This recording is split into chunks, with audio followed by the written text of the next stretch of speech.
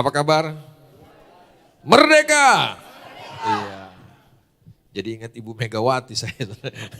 Pak Yohanes bisa nyaingin Ibu Megawati nih. Merdekanya kuat banget. Merdeka, merdeka. Gaspol, puji Tuhan. Kita bersyukur bahwa 79 tahun Indonesia sudah merdeka. Kalau anak-anak yang sekarang mungkin suka kurang menghayati kemerdekaan itu. Tanya sama orang-orang tua, apa arti kemerdekaan? Mereka ngerti bagaimana sulitnya Indonesia menemukan kemerdekaan, mendapatkan kemerdekaan dan kemudian mempertahankan kemerdekaannya. Ada banyak pengorbanan, ada banyak nyawa, darah yang ditumpahkan untuk Indonesia merdeka. Bahkan ketika Indonesia sudah merdeka saja, masih banyak lagi ujian yang dihadapi oleh bangsa kita. Yang belajar sejarah ingat ya, setelah Indonesia merdeka apa yang terjadi? Iya, pasti nggak tahu sejarah. Sudah tahu setelah Indonesia merdeka itu masih ada invasi Belanda yang kedua, saudara ya.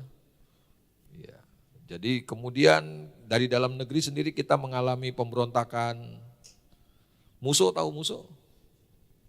Pemberontakan musuh di mana? Nggak tahu sejarah lagi. Di Madiun, saudara ya. Itu pemberontakan PKI lagi, saudara itu. Itu awalnya di musuh tuh, saudara ya. Kemudian tahun 65 kita ngalamin pemberontakan lagi. Dan sampai sekarang bangsa kita masih terus menghadapi banyak sekali ujian, banyak sekali kesulitan. Tapi percayalah bahwa kalau sampai 79 tahun melewati banyak sekali tantangan, rintangan, ujian, bangsa ini tetap ada. Saya percaya begini bahwa Tuhan pasti punya rencana yang besar buat bangsa kita. Banyak bangsa-bangsa di dunia ini tidak seperti bangsa kita tuh, saudara. Secara khusus saya mau katakan, ini Indonesia ini ladang paling subur, saudara. Penduduk kita hampir 300 juta. 90%-nya masih di luar Tuhan. Dan itu tugas kita.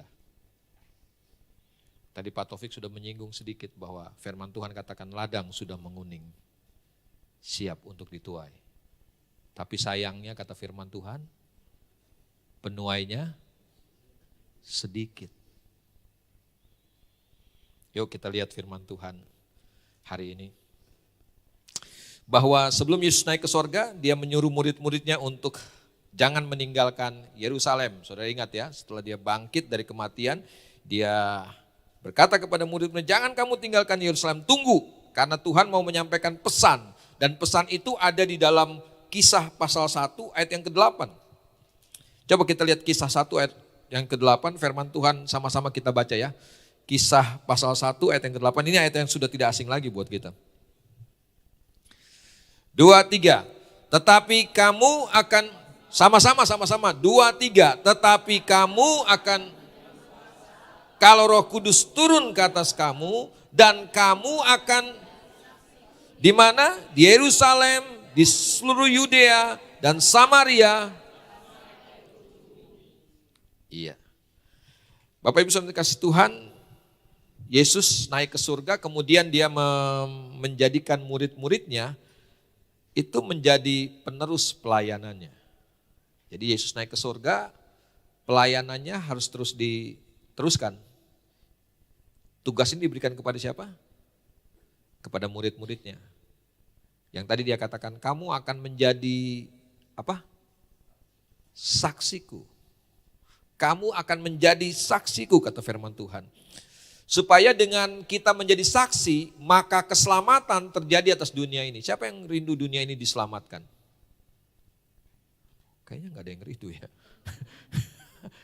Saudara rindu banyak orang diselamatkan atau cuma saudara sendiri aja yang diselamatkan? Yang lain masa bodoh. Ya kan mau mati deh. Apalagi yang musuh kita gitu ya. Waduh yang sering nyakitin kita, biarin aja dia. Biar dia mati. Nyaho lu, nyaho tuh ya. Masih ada yang suka denger nyaho? Ya. Rasain deh lu, biar lu mati aja gitu kan. Enggak, percayalah begini, rancangan Tuhan supaya seluruh dunia diselamatkan. Yohanes 3 ayat 16. Karena begitu besar kasih Allah kepada, sehingga dia supaya, jadi Tuhan mengasihi dunia ini, Tuhan mau bahwa dunia ini diselamatkan. Dan dia pilih kita untuk menjadi saksinya, kata firman Tuhan. Dan supaya begini, kita menjadi saksinya bahkan sampai ke ujung. Waduh. Kalau saya dari Sewan, kalau saya tinggal di Pamulang, saudara, Sewan ini ujung bumi. Jadi Tuhan utus saya sampai ke ujung bumi, saudara. Nggak usah mimpi sampai ke ujung bumi. Kita mulai dari Yerusalem, Yudea, Samaria, sampai ke ujung bumi. Ada yang mimpinya, wah Pak, saya panggilannya ujung bumi Pak. Dari Yerusalem dululah. Jadi saksi di apa artinya jadi saksi di Yerusalem? Iya, itu lingkungan yang paling kecil dalam hidup kita. Komunitas yang paling kecil. Sudahkah kita jadi saksi di sana? Halo? Kemudian di lingkungan yang lebih besar, Yudea. Lingkungan yang lebih jauh lagi. Makanya orang bilang mainnya agak jauhan. Karena kalau mainnya kurang jauh, suka aneh saudara ya. Kita harus jadi saksi juga buat daerah yang lebih jauh dari kita. Sampai ke ujung bumi. Tapi semuanya dimulai dari Yerusalemnya kita. Saya percaya semua kita punya Yerusalem. Keluarga kita, teman-teman di kantor kita, itu Yerusalem, itu orang-orang terdekat yang di sana kepada mereka kita harus menjadi apa? Menjadi saksi. Bukan kepada mereka kita diutus untuk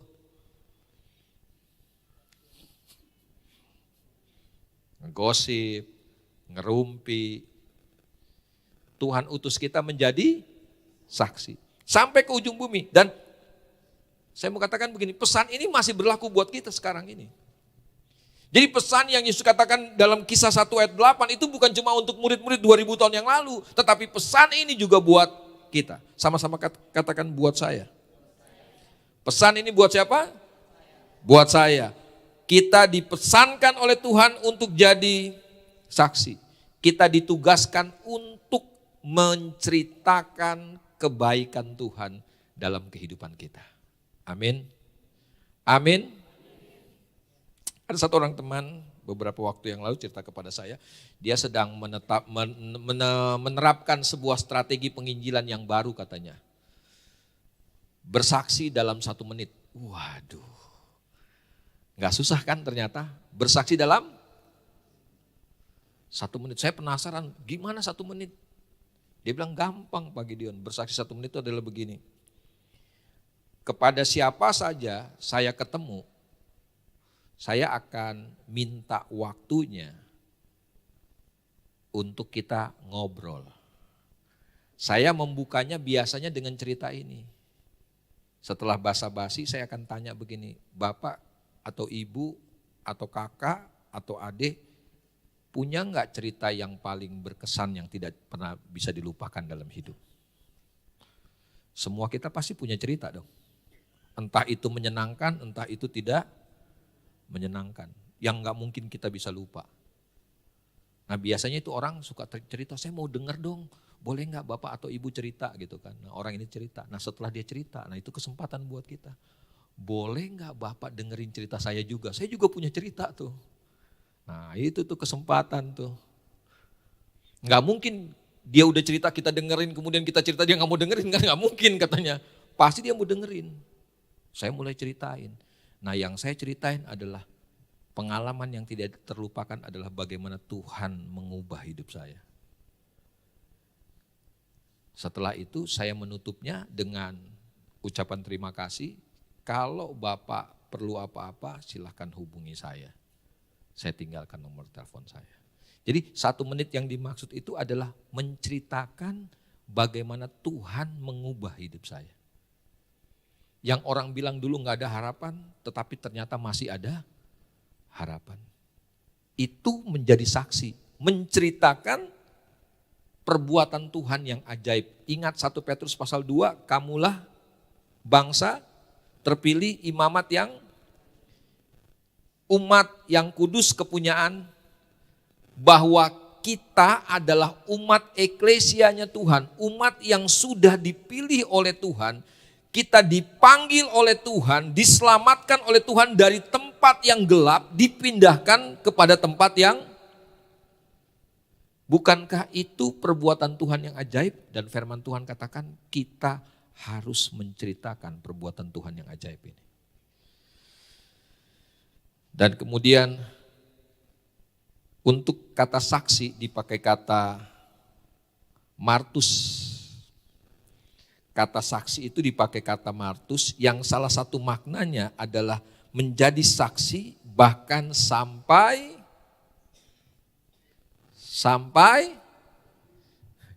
mati. Nah, karena ini resikonya banyak orang memutuskan untuk tidak mau jadi. Bikin ribet Pak, hidup kalau jadi saksi Pak. Nyari musuh. Karena kalau kita menjadi saksi ada kemungkinan kita akan mengalami banyak hal. Tapi saya mau katakan begini, bahwa pekerjaan menjadi saksi itu pekerjaan yang terhormat dan mulia. Saudara kayaknya gak ada amin nih. Pekerjaan menjadi saksi adalah pekerjaan yang terhormat dan mulia. Amin. Jadi Tuhan pilih kita untuk mengerjakan sebuah pekerjaan yang terhormat dan mulia. Pekerjaan apa itu? Menjadi saksi-saksinya Tuhan. Walaupun ada resikonya. Resikonya itu kita bisa mengalami apa? Penolakan. Kita bisa mengalami penghinaan. Kita bisa mengalami penderitaan. Bahkan sampai yang paling berat kita mengalami penganiayaan. Ada beberapa orang bahkan yang mati. Masih mau jadi saksi? Mengingat resikonya ini, banyak orang yang memutuskan, udah Pak, saya aktif di gereja aja Pak. Saudara, kita nggak dipanggil untuk tinggal dalam gereja. Kita diutus Tuhan untuk pergi. Jadi kita diutus oleh Tuhan untuk pergi, tapi banyak anak Tuhan senang pelayanan dalam gereja. Bahkan bisa saling sikut-sikutan lu untuk pelayanan di gereja, untuk posisi pelayanan di gereja. Karena kita pikir itulah pekerjaan, itulah pelayanan yang paling terhormat buat kita. Pak, Bu, salah. Pelayanan pekerjaan yang paling terhormat dan mulia di hadapan Tuhan adalah jadi saksi Tuhan di luar. Tadi Bu Sugi udah ceritain tuh. Saudara tahu di Kedaung Wetan waktu kami merintis awal tahun lalu. Ya, tahun lalu kami memulainya. Itu waktu saya datang dengan Ibu Yuli ke sana. Itu lingkungannya itu pemulung semua Saudara. Jadi tumpukan-tumpukan barang rongsokan itu di mana-mana Saudara. Itu yang pertama. Dan yang kedua, di situ 99% saudara kita di seberang, Saudara. Satu orang yang menjadi orang Kristen di lingkungan itu cuma satu yang jadi pintu masuknya kita untuk bisa buka komunitas bimbel di tempat itu. Itu tempatnya, aduh. Pak Taufik tadi bilang kalau hujan bubar. Kalau zaman dulu kan bioskop ya misbar. Nah ini bimbel misbar juga, gerimis bubar semua gitu kan. Itu kalau becek kita pakai terpal Saudara, tapi ya tetap aja anak-anak kalau tanahnya basah, lembab gitu kan, duduk di terpal ya tetap aja tembus ke. Enggak banyak kan yang mau kayak begitu, pergi ke sana. Enggak enak soalnya. Bu Sugi masih buka pendaftaran? Ada yang mau pergi jadi saksi Tuhan di sana? Halo? Halo? Kayaknya Bu Fi tertarik nih. Bu Fi tuh mau angkat-angkat tangan kayaknya. Nanti aja deh secara pribadi aja ngomong Pak Taufik deh. Kita dipanggil menjadi saksi Tuhan. Walaupun ada resikonya. Nah karena ada resikonya firman Tuhan katakan di ayat tadi bahwa kamu akan menerima kuasa. Karena Tuhan tahu begini, untuk jadi saksi kita nggak bisa dengan kekuatan kita sendiri. Karena ada banyak resikonya yang harus kita hadapin. Dia berikan kita kuasa, dia berikan kita kemampuan untuk menjadi saksinya Tuhan. Dan saya percaya begini, kalau kita semua menjadi saksinya Tuhan, kalau semua kita pergi dan menjadi saksinya Tuhan, maka dunia ini pasti akan diselamatkan. Karena saya percaya begini, ketika kita pergi menjadi saksinya Tuhan, ada kuasa yang menyertai kita. Ada kuasa yang menyertai kita. Artinya begini, kita nggak datang dengan tangan kosong. Kita datang dengan kekuatan Tuhan, dengan kemampuan ilahi. Dan kemampuan ilahi itu, kuasa itu akan menolong kita menghadapi semua resiko yang harus kita lewati dalam kehidupan kita sebagai saksi-saksinya Tuhan. Jadi ketika kita menjadi percaya kepada Tuhan, percayalah Roh Kudus sudah diberikan dalam hidup kita. Dan waktu Roh Kudus tinggal dalam hidup kita, maka kuasa itu diberikan buat kita. Amin. Siapa yang percaya ada Roh Kudus dalam hidupnya? Siapa yang percaya ada Roh Kudus dalam hidupnya? Saudara percaya? Saudara percaya ada kuasa dalam hidup saudara? Buat orang yang ada Roh Kudus dalam hidupnya, percaya lagi nih, ada kuasa dalam hidup kita. Karena ayat ini katakan, kamu akan menerima kuasa kalau Roh Kudus turun ke atas kamu. Kalau saudara penuh Roh Kudus, saudara punya kuasa. Pertanyaannya begini, kenapa dunia ini belum diselamatkan? Kenapa Sewan belum dimenangkan buat Tuhan? Padahal ada orang-orang yang sudah penuh Roh Kudus, ada orang-orang yang punya kuasa. Kenapa Sewan belum dimenangkan? Kenapa Tangerang belum dimenangkan? Kenapa Indonesia belum dimenangkan? Kenapa dunia belum dimenangkan? Karena padahal gini, banyak sekali orang-orang yang punya kuasa dalam tanda petik.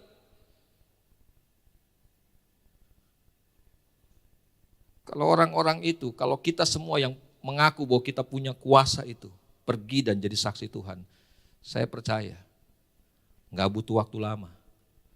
Tangerang, Sewan, Indonesia pasti akan dimenangkan untuk Tuhan. Nah, pertanyaannya buat kita adalah kenapa? Kenapa? Karena jangan-jangan ini kita akan lihat 3 hal kenapa kita belum bisa menangkan daerah ini bagi kemuliaan Tuhan. Daerah ini belum diselamatkan. Kenapa? Karena yang pertama, bahwa banyak anak-anak Tuhan yang senang dengan kuasanya. Yang pertama, kita tidak pernah mau jadi saksi. Perhatikan, poin yang pertama, kita tidak mau jadi saksi. Padahal begini, banyak orang Kristen yang sudah mengalami kasih Tuhan, mereka sudah menikmati anugerah Tuhan, mereka sudah menikmati kebaikan Tuhan seperti pujian yang kita naikkan tadi. Yesus sudah melakukan banyak hal dalam kehidupan kita, tapi kita tidak mau menjadi saksi. Kita cukup senang jadi orang Kristen. Cukup jadi orang Kristen. Jangan tambahin masalah Pak. Jadi orang Kristen saja sudah punya banyak masalah. Apalagi kalau saya jadi saksi. Tapi anehnya begini loh. Kita jadi saksi males nggak mau. Tapi ngegosip bawa cerita. Waduh. Seneng banget, bahkan sama orang yang baru kita kenal nih, baru ketemu gitu kan. Bisa ngegosip loh. Bisa ngobrol ngalor ngidul semua isu-isu yang berkembang, si ini mau cerai lah, ini lagi begini harga tomat, kita bisa langsung nyambung loh. Coba sama-sama nunggu di kantor BPJS umpamanya, duduk di sebelah kita.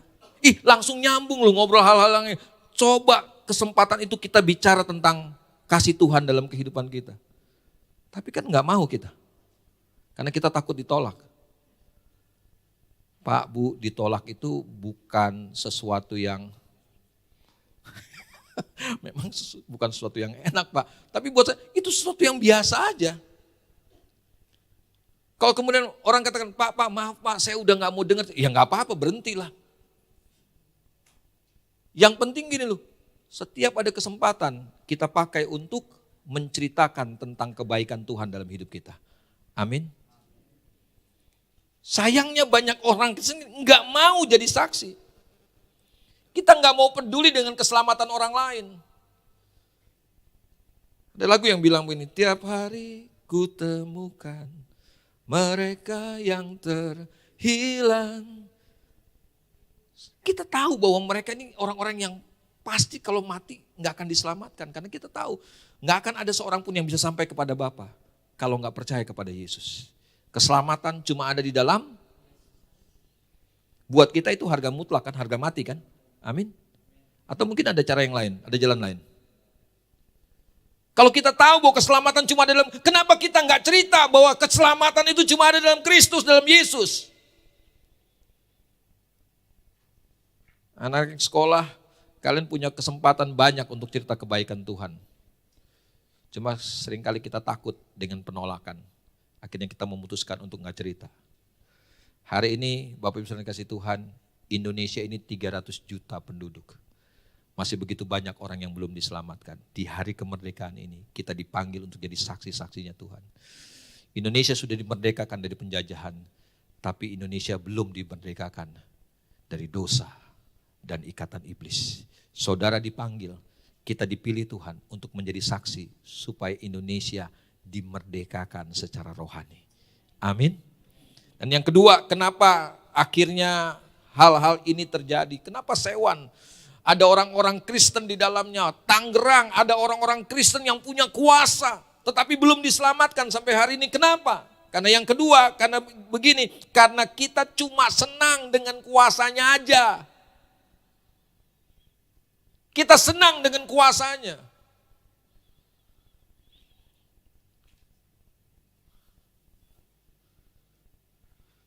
Pak Taufik bisa tolong saya Pak? Bisa tolong saya maju ke depan Pak? Bawa itu aqua Pak. Waktu Roh Kudus turun atas hidup kita, maka kita diberikan apa tadi? Kuasa. Kalau saya gambarkan Pak Taufik ini sebagai Roh Kudus. Pak Taufik datang dan menemani hidup saya. Waktu Pak Taufik datang dan menemani hidup saya, apa yang Pak Taufik bawa?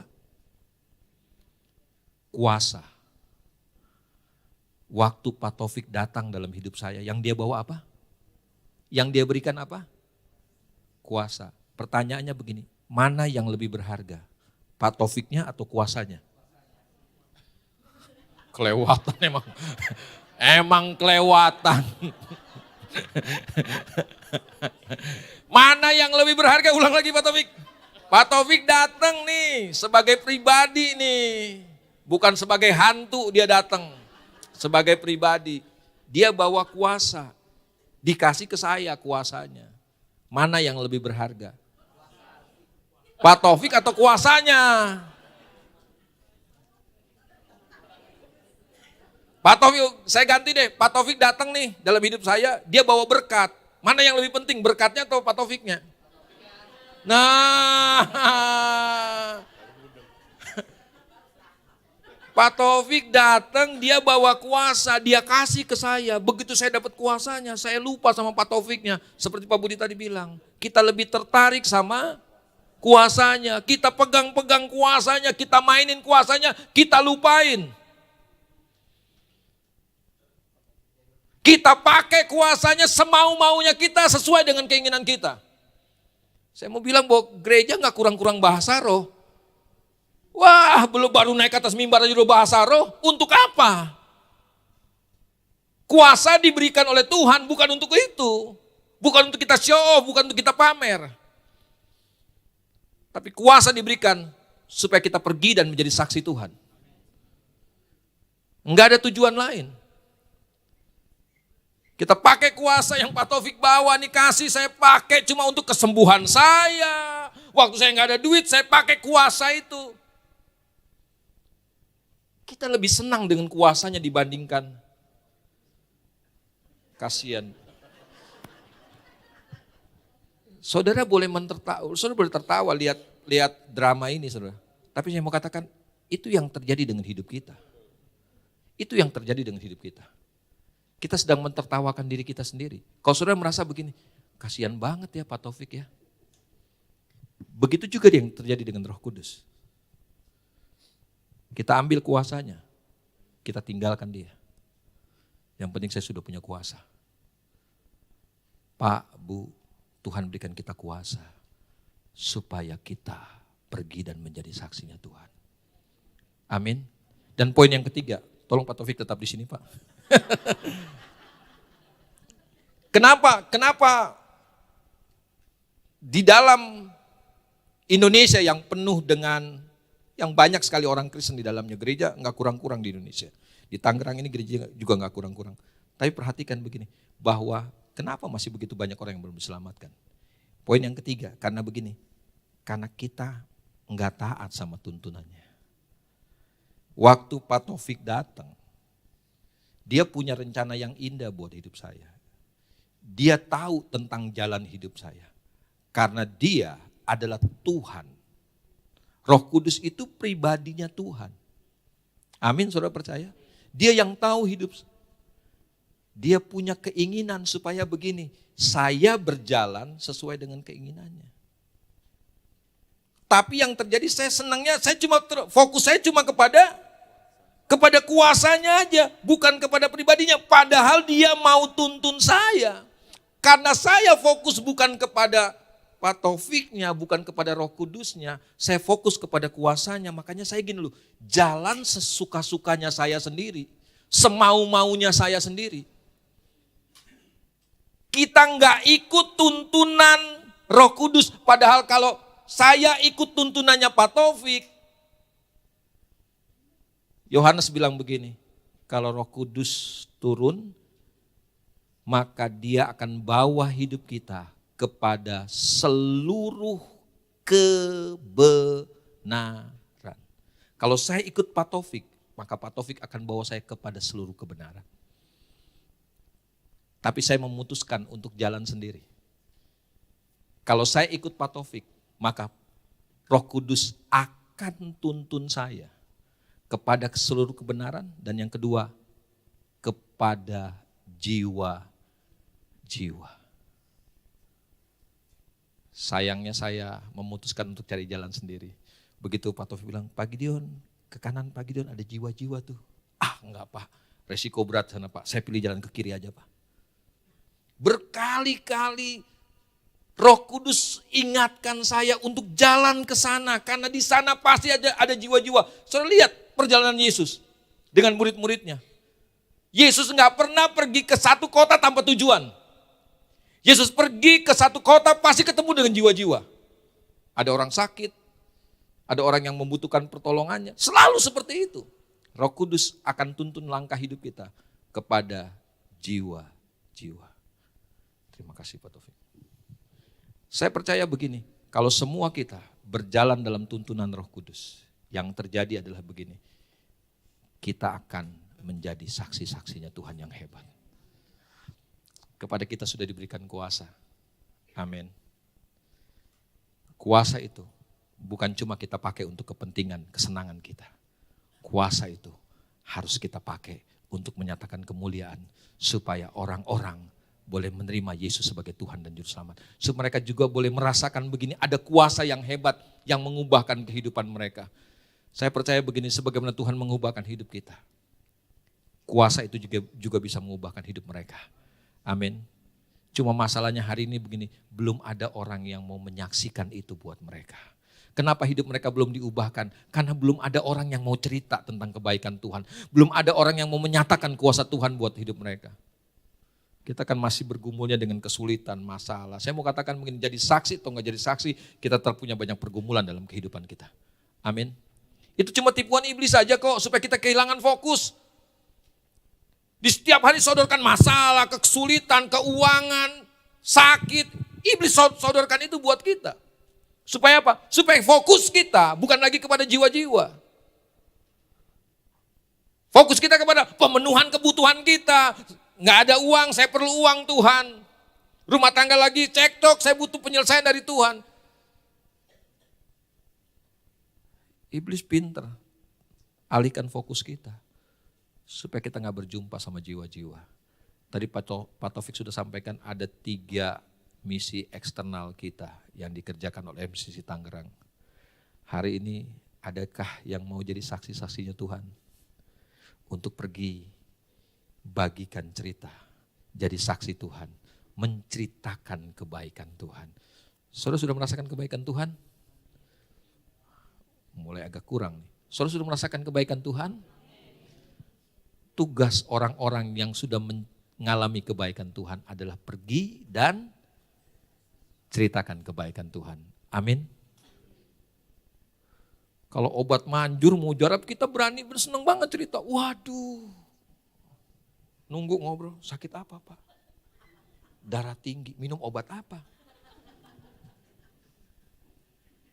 Suka kita ngobrol kayak begitu. Hebat bener gitu. Obatnya apa? Sakit gula, obatnya apa? Wah, pengalaman saya minum obat ini manjur banget loh. Kita obat, kita promosin, hebat bener kita promosin obat. Kebaikan Tuhan, aduh berat banget ini mulut. Ada orang samping kita udah susah, udah nangis, udah sedih. Cerita dong, saya udah pernah ngalamin kayak begitu juga Bu. Tuhan ubah hidup saya, Tuhan jawab semua pergumulan saya. Tuhan tolong saya. Ibu mau gak saya doain? Kita kalau obat-obatan kita seneng banget, penyakit kita seneng banget ceritain. Orang yang gak kita kenal juga kita ceritain aja saudara. Tapi kebaikan Tuhan, ya ampun susah banget. Saudara sudah merasakan kebaikan Tuhan? Saudara sudah merasakan kebaikan Tuhan? Tugasnya apa? Jadi saksi, ceritain sama orang lain supaya mereka juga merasakan kebaikan Tuhan yang kita rasakan. Amin. Ceritakan bagaimana Tuhan mengubahkan hidup kita supaya hidup mereka juga diubahkan oleh Tuhan. Tugas kita itu bukan mengubah orang, cuma cerita aja. Amin. Takut ditolak? Puji Tuhan. Pak Budi tidak takut ditolak. Saya berharap kita semua tidak takut ditolak. Takut dianiaya? Itu agak takut Pak. Agak berat Pak. Jangan takut, Kristus juga menderita buat setiap kita. Amin. Dia jadi contoh, jadi teladan yang baik buat setiap kita. Dia juga menderita.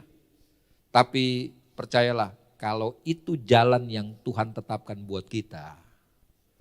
Karena dengar baik-baik, gak semua kita akan jadi martir, gak ke semua kita. Cuma orang-orang yang sudah ditentukan jadi martir. Jadi ini kabar baik buat kita. Enggak semua kita jadi martir kok. Ya Pak Taufik ya, enggak semua. Cuma orang-orang yang sudah ditetapkan aja, diputuskan. Saya nggak tahu mungkin Bang Paul atau siapa gitu kan, jadi martir. Ya, tapi nggak semua kita. Jadi nggak usah takut, cerita aja, nggak usah takut ditolak. Kita nggak akan mengalami penganiayaan kok. Kalau nggak ditetapkan oleh Tuhan. Amin. Jadi mulai cerita kebaikan Tuhan. Hari ini siapa yang mau terlibat dalam misi di MCC Tangerang? Jemaat?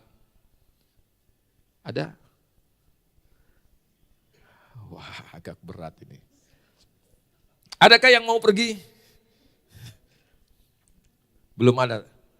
Tadi 10 menit yang lalu Bu Vivi sudah mau, aduh Pak saya kayaknya tangan saya mau angkat tapi kayaknya masih ada yang ngikat nih Pak. Saya tunggu lagi 10 menit gitu kan. Ada yang mau pergi? Wah Pak Yohanes siap pergi buat Tuhan luar biasa. Siapa lagi yang mau pergi buat Tuhan? Oh, ada 3 misi. Saudara di Kedaung Wetan itu, di Kedaung Wetan murid kita sudah 60, bahkan kadang-kadang sampai 65, 68 orang. Gurunya cuma 3-4 orang saudara. Sampai 75 orang, bayangin saudara. Gurunya cuma 3-4 orang. Nggak kepegang saudara, siapa yang mau pergi?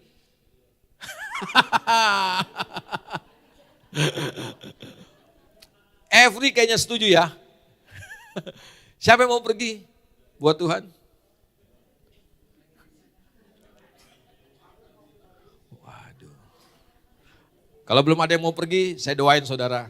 Supaya setelah ibadah ini, saudara akan berlomba-lomba ketemu Pak Taufik, ketemu Ibu Sugi. Kapan sih? Jam berapa sih? Untuk kegiatan misinya di Kedaung itu hari Sabtu ya. Sabtu. Jadi ini hari libur. Kemudian untuk di Rawakucing, di Sewan kita hari Kamis jam 2 siang. Dan untuk di Ruko di sebelah itu hari Jumat, Jumat dan Sabtu.